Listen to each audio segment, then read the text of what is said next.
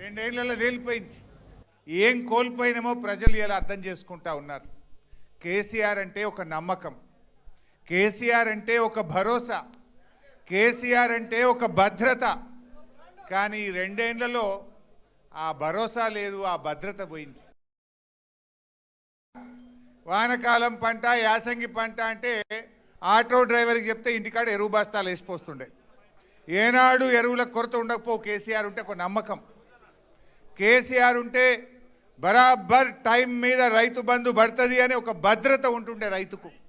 ఎందుకంటే కరోనా వచ్చినా, పెద్ద నోట్ల రద్దు జరిగినా రైతు బంధు మాత్రం ఆగలే. బరాబర్ రైతు బంధు రైతు అకౌంట్లో పడ్డది.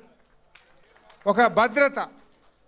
ఒక ఆడబిడ్డ కాన్పు కోసం సర్కార్ దవాఖానకు పోతే బిడ్డ కాన్పు చేసి కేసీఆర్ కిట్ ఇచ్చి కడుపు నిండా అన్నం పెట్టి తల్లిని బిడ్డను ఆటో కిరాయి లేకుండా ఇంటికాడ దించుతాడు మా కేసీఆర్ అనే ఒక నమ్మకం, ఒక విశ్వాసం.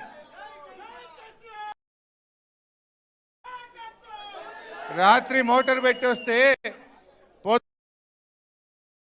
నాణ్యమైన కరెంటు బరాబర్ వస్తుంది అని బాయికాడికి మళ్ళా పోకుండా చీకట్లో బాయికాడ పండవలసిన అవసరం లేకుండా 24 గంటల కరెంట్ ఇచ్చిన ఒక నమ్మకం కేసీఆర్ది.